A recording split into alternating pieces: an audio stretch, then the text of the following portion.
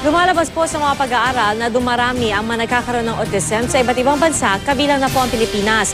Kaya naman pinapaigting ang mga programa at patakaran para maprotektahan ang kapakanan at karapatan ng mga may autism. Nakatutok si Claire Delphine.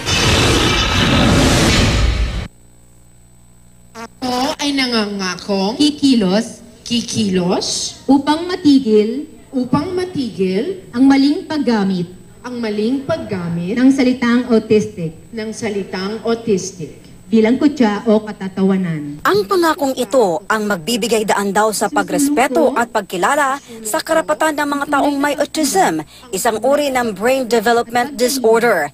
Hindi pa rin natutukoy ang sanhi ng sakit at parami raw ng parami ang meron nito. Ayon sa US Center for Disease Control, mula taong 1990, 300% na raw ang itinaas ng autism prevalence rate sa buong mundo. Dito sa Pilipinas, tinataya ng Autism Society Philippines o ASP, nasa 1 milyon na ang may autism.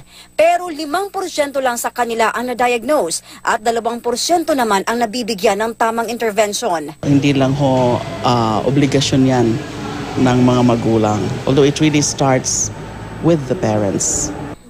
Ang anak at apo na Delima, parehong may autism.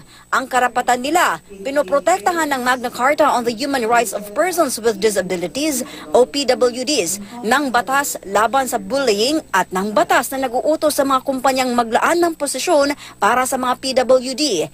Sa Department of Justice, binuo na rin ang DOJ Action Center, DOJ Assistance Desk for PWDs at ang Manual for Prosecutors for PWD Sensitivity. They know it when they are not accepted. They know it when they are bullied or simply rejected.